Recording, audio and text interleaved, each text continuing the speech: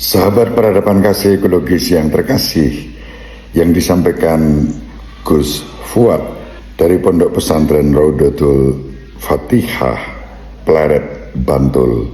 Ini bagus banget. Silahkan simak dengan cermat dari awal sampai akhir. Kita akan banyak belajar di dalamnya tentang sikap-sikap yang positif untuk menjaga NKRI, Negara Kesatuan Republik Indonesia, berdasarkan Pancasila dan Undang-Undang Dasar 1945 dan dalam bingkai Bhinneka Tunggal Ika.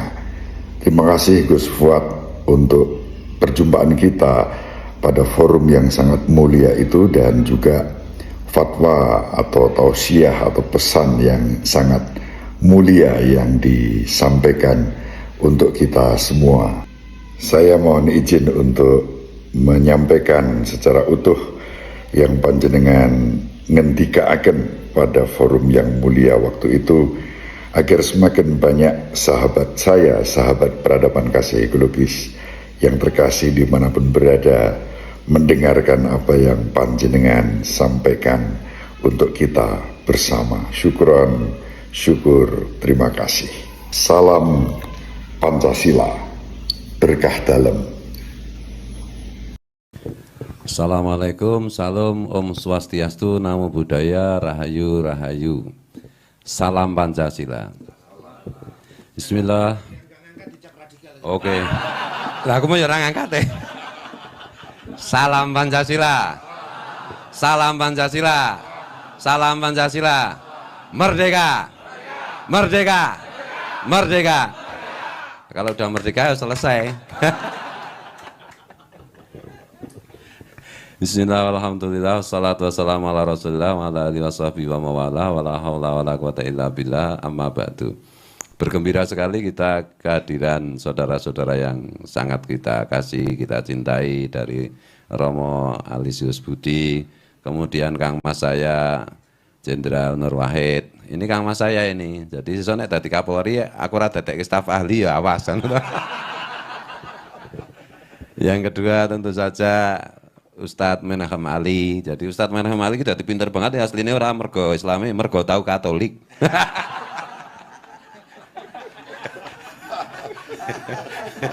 Jadi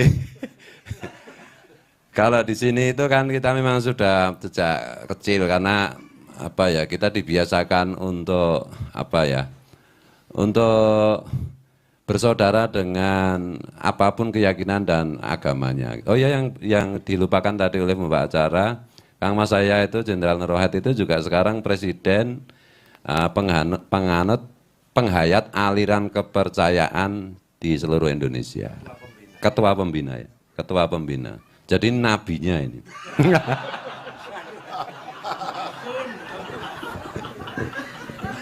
Ini penting saya sampaikan, karena sebenarnya kalau menurut data statistik, Muslim itu sekian persen, Katolik sekian persen, Hindu sekian persen, Protestan sekian persen, Buddha sekian persen. Nah sebenarnya yang terbesar persentasenya dari berbagai macam agama itu pada dasarnya itu ya itu umatnya Brigjen Nur Wahid ini. Iya, itu realitasnya itu seperti itu. Misalnya kalau kita melihat Islam gitu, Islam itu misalnya 83%. Nah itu yang sholat, yang puasa itu enggak lebih dari 30%. Nah berarti yang 70% kan anak buahnya Jenderal Nur Wahid.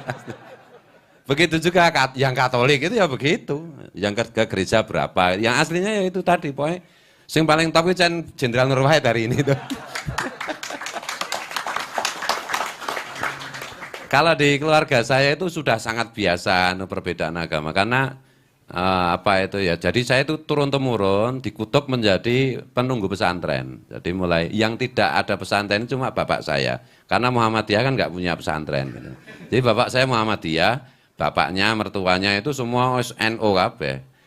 Sampai apa Nabi Adam konon katanya. Itu semua penunggu pesantren, dan kakek saya itu santrinya itu enggak hanya orang Islam, ada orang Katolik, ada orang Hindu, ada orang Buddha. Nah sekarang kutukan itu ke saya. Iya. Jadi di sini itu ya biasa aja. Makanya kita kalau saya tadi matur sama Romo Budi itu, di sini Idul Adha itu nggak ada yang nyembelih sapi, karena saya punya anak orang-orang Hindu, begitu. Jadi di sini ya sudah sangat biasa lah. Web pertama di sini itu yang bikin itu, mohon maaf ini Tionghoa dan Katolik. Ya, yang mengenalkan kita pada apa itu media sosial internet itu ya gitu.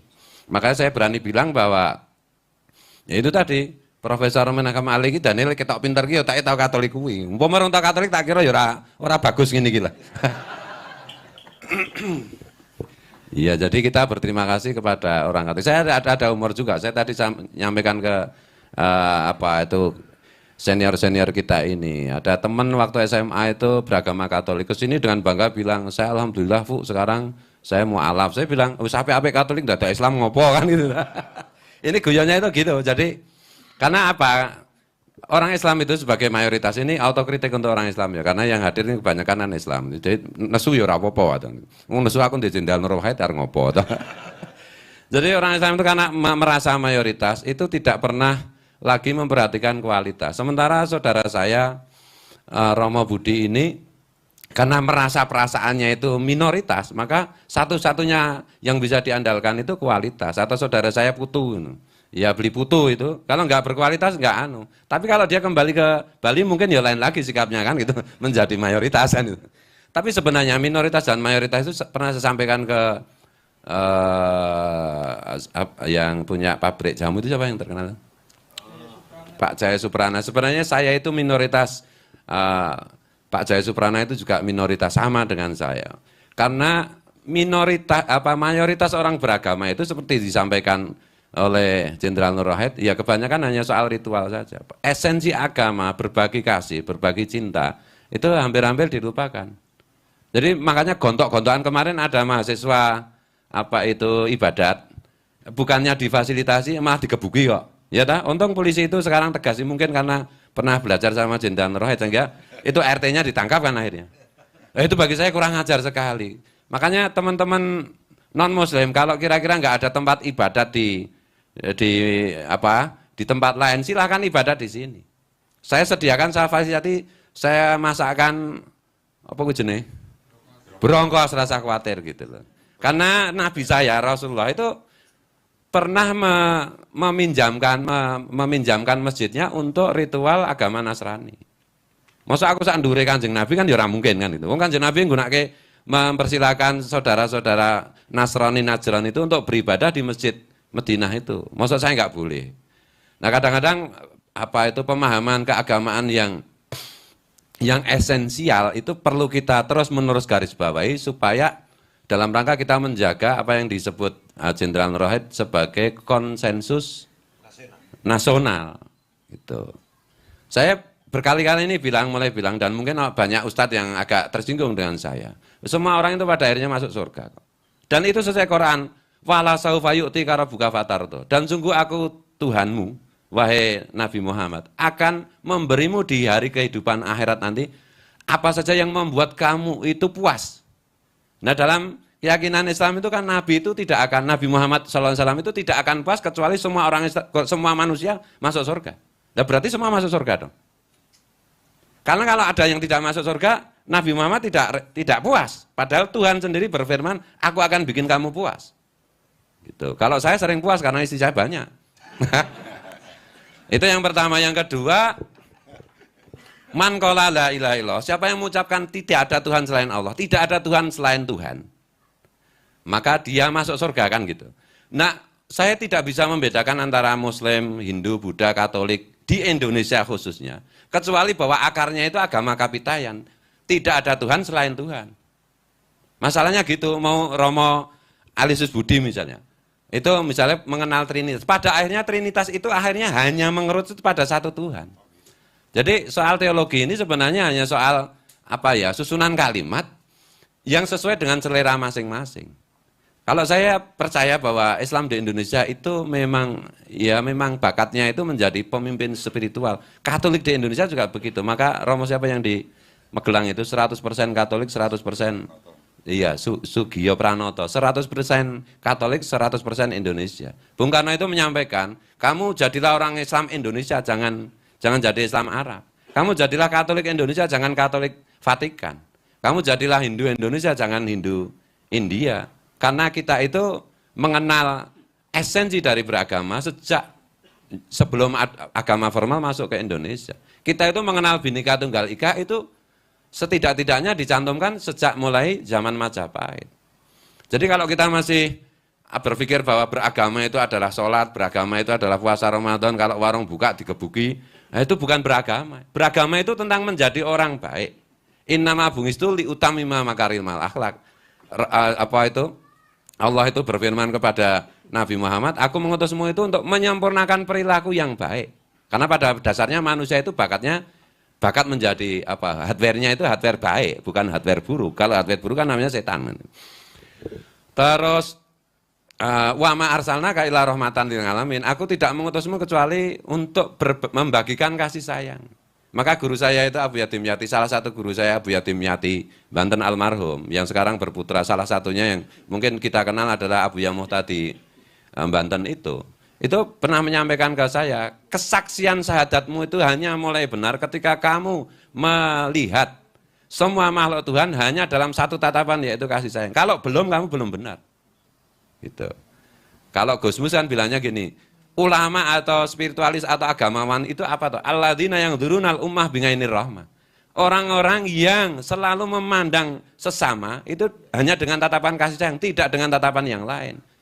Nah ini agak perlu diulang-ulang dan kita tidak boleh bosan karena pada kenyataannya formalisasi atau ritualisasi agama ini benar-benar diglorifikasi terus-menerus di Indonesia ini untuk kepentingan-kepentingan negara luar. Nanti Jenderal Nur Wahid yang bisa menceritakan karena ini memang tupoksi beliau untuk menjelaskan hal seperti ini.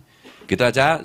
Dan sebenarnya saya kepengin mendengar apa itu fatwa-fatwa dari Romo Budi, fatwa-fatwa dari Kang Mas saya Jenderal Nur Wahid, dan fatwa-fatwa saya yang saya kagumi, yang saya cintai, Ustadz Menachem Ali. Untung saya itu enggak homo. Kalau homo itu Ustadz Menachem Ali tak perkosa.